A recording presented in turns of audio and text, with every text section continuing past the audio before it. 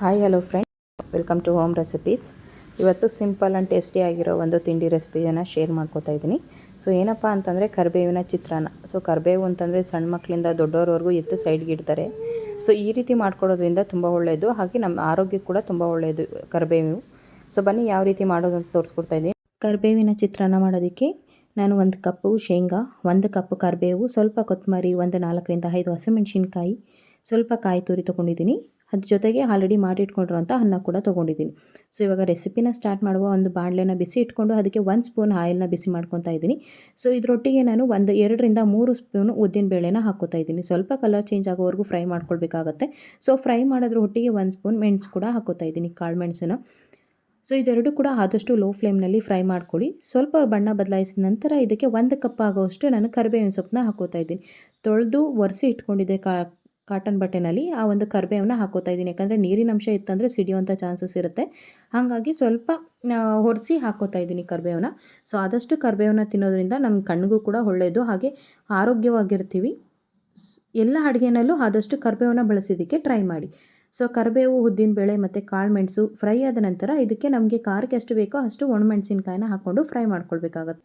ಕರಿಬೇವನ್ನ ತಿನ್ನೋದ್ರಿಂದ ಕೂದಲು ಉದುರೋದನ್ನು ನಿಲ್ಲಿಸುತ್ತೆ, ಹಾಗೆ ಮಧುಮೇಹ ನಿಯಂತ್ರಣಕ್ಕೆ ಹೆಲ್ಪ್ ಆಗುತ್ತೆ. ಸೊ ಈ ಕರಿಬೇವಿನಲ್ಲಿ ವಿಟಮಿನ್ ಎ, ಬಿ, ಸಿ ಇರೋದ್ರಿಂದ ನಮ್ಮ ಆರೋಗ್ಯಕ್ಕೆ ತುಂಬ ಒಳ್ಳೆಯದು. ಸೊ ಇವಾಗ ಫ್ರೈ ಆಗಿರೋವಂಥದ್ದನ್ನ ಒಂದು ಜಾರ್ಗೆ ಹಾಕಿ ಡ್ರೈ ಪೌಡರ್ನ ಮಾಡ್ಕೊತಾ ಇದ್ದೀನಿ, ನೋಡ್ತಾ ಇರ್ಬೋದು. ಸೊ ಈ ರೀತಿ ಪೌಡರ್ನ ತರ್ತರಿಯಾಗಿ ಮಾಡ್ಕೊಳ್ಬೇಕಾಗತ್ತೆ. ಸೊ ಈಸಿಯಾಗಿ ಮಾಡ್ಕೊಳ್ಬೋದು. ಮತ್ತೊಂದು ಬಾಣಲೆನ ಬಿಸಿ ಇಟ್ಕೊಂಡು 2 ರಿಂದ 3 ಸ್ಪೂನು ಆಯಿಲ್ನ ಬಿಸಿ ಮಾಡ್ಕೊತಾ ಇದ್ದೀನಿ. ಅದಕ್ಕೆ 1 ಸ್ಪೂನ್ ಉದ್ದಿನಬೇಳೆ, ಒಂದು ಅರ್ಧ ಸ್ಪೂನು ಸಾಸಿವೆ, 1 ಟೀ ಸ್ಪೂನ್ ಜೀರಿಗೆನ ಹಾಕ್ಕೋತಾ ಇದ್ದೀನಿ. ಅದ್ರ ಜೊತೆಗೆ ನಾನು ಜಜ್ಜಿಟ್ಕೊಂಡಿರೋಂಥ ಒಂದು 7 ರಿಂದ 8 ಎಸಳು ಬೆಳ್ಳುಳ್ಳಿನ ಹಾಕ್ಕೋತಾ ಇದ್ದೀನಿ. ಸ್ವಲ್ಪ ಕ್ರಷ್ ಮಾಡಿ ಹಾಕ್ಕೊಳ್ಳೋದ್ರಿಂದ ಒಳ್ಳೆ ಫ್ಲೇವರ್ ಕೊಡುತ್ತೆ ಬೆಳ್ಳುಳ್ಳಿ. ಹಾಗೆ ಇವಾಗ ಶೀತ ಟೈಮ್ ಇರೋದ್ರಿಂದ ಆರೋಗ್ಯಕ್ಕೆ ತುಂಬ ಒಳ್ಳೆಯದು ಬೆಳ್ಳುಳ್ಳಿ. ಸೊ ಬೆಳ್ಳುಳ್ಳಿ ಸ್ವಲ್ಪ ಫ್ರೈ ಆದ ನಂತರ ನಾವು ಹೆಚ್ಚಿಟ್ಕೊಂಡಿರುವಂಥ ಹಸಿಮೆಣ್ಸಿನ್ಕಾಯಿನ ಹಾಕ್ಕೋತಾ ಇದ್ದೀನಿ. ಹಸಿಮೆಣ್ಸಿನ್ಕಾಯಿ ಗ್ಯಾಸ್ಟಿಕ್ ಅನ್ನೋರು ಒಣಮೆಣ್ಸಿನ್ಕಾಯಿನ ಕೂಡ ಯೂಸ್ ಮಾಡ್ಕೋಬೋದು. ನಾನು ಆಲ್ರೆಡಿ ಪೌಡರ್ ಮಾಡೋದಕ್ಕೆ ಕೂಡ ಸ್ವಲ್ಪ ಒಣಮೆಣ್ಸಿನ್ಕಾಯಿನ ಹಾಕ್ಕೊಂಡಿದ್ದೆ, ಹಾಗೆ ಫ್ಲೇವರ್ಗೋಸ್ಕರ ಹಸಿಮೆಣ್ಸಿನ್ಕಾಯಿನ ಹಾಕ್ಕೋತಾ ಇದ್ದೀನಿ. ಸ್ವಲ್ಪ ಫ್ರೈ ಆದ ನಂತರ ಅದಕ್ಕೆ ನಾನು ಶೇಂಗಾನ ಹಾಕ್ಕೋತಾ ಇದ್ದೀನಿ.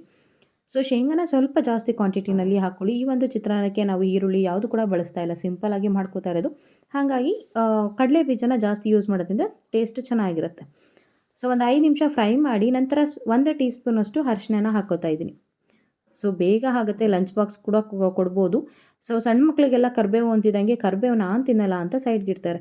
ಸೊ ಈ ರೀತಿ ರುಬ್ಬಿ ಹಾಕೋದ್ರಿಂದ ಮಕ್ಳಿಗೆ ಕೂಡ ಗೊತ್ತಾಗೋದಿಲ್ಲ, ಹಾಗೆ ಆರೋಗ್ಯ ದೃಷ್ಟಿಯಿಂದ ಒಳ್ಳೆಯದಾಗುತ್ತೆ ಅಲ್ವಾ. ಸೊ ಹಾಗಾಗಿ ಎಲ್ಲರೂ ಕೂಡ ಮಾಡ್ಕೊಂಡು ತಿನ್ಬೋದು ಇದನ್ನು. ಸೊ ನೋಡ್ತಾ ಇರ್ಬೋದು ಫ್ರೈ ಆಗಿದೆ. ಇವಾಗ ನಮಗೆ ರುಚಿಗೆ ಎಷ್ಟು ಬೇಕೋ ಅಷ್ಟನ್ನು ಉಪ್ಪನ್ನ ಹಾಕ್ಕೋತಾ ಇದ್ದೀನಿ. ಆಲ್ಮೋಸ್ಟ್ ರೆಡಿ ಆಗಿದೆ. 1 ರೌಂಡ್ ಫ್ರೈ ಮಾಡಿದ ನಂತರ ನಾವೇನು ರುಬ್ಬಿಟ್ಕೊಂಡಿದ್ವಿ ಆ ಒಂದು ಪೌಡರ್ನ ಇದಕ್ಕೆ ಸೇರಿಸ್ಕೊತಾ ಇದ್ದೀನಿ. 1 ರೌಂಡು ಮಿಕ್ಸ್ ಮಾಡಿದ ನಂತರ ಅದಕ್ಕೆ ನಾವು ಫ್ರೆಶ್ ಕಾಯಿ ತುರಿ ಏನಿದೆ ಇದು ಆಪ್ಷನಲ್ ಇರುತ್ತೆ. ಸೊ ಕಾಯಿ ತುರಿ ಬೇಕು ಅನ್ನೋರು ಹಾಕ್ಕೋಬೋದು ಅಥವಾ ಸ್ಕಿಪ್ ಕೂಡ ಮಾಡ್ಕೋಬೋದು. ಗೊಜ್ಜು ಜಾಸ್ತಿ ಕ್ವಾಂಟಿಟಿನಲ್ಲಿ ಬೇಕು ಅನ್ನೋರು ಸ್ವಲ್ಪ 1 ರಿಂದ 2 ಸ್ಪೂನ್ ಕಾಯಿ ತುರಿ ಹಾಕ್ಕೊಂಡ್ರೆ ಫ್ಲೇವರ್ ತುಂಬ ಚೆನ್ನಾಗಿರುತ್ತೆ. ಸೊ ಯಾವುದೇ ಒಂದು ಚಿತ್ರಾನ್ನ ರೆಸಿಪಿಗಾದರೂ ಕೂಡ ಸ್ವಲ್ಪ ಕಾಯಿ ತುರಿ ಹಾಕೋದ್ರಿಂದ ಫ್ಲೇವರ್ ಒಂಥರ ಡಿಫ್ರೆಂಟಾಗಿ ಚೆನ್ನಾಗಿರುತ್ತೆ. ನೋಡ್ತಾ ಇರ್ಬೋದು ಗೊಜ್ಜು ರೆಡಿಯಾಗಿದೆ. ಸೊ ನಾನು ಆಲ್ರೆಡಿ ಮಾಡಿಟ್ಕೊಂಡಿರುವಂಥ ಅನ್ನನ ಹಾಕ್ಕೊಂಡು ಮಿಕ್ಸ್ ಮಾಡ್ಕೊತಾ ಇದ್ದೀನಿ.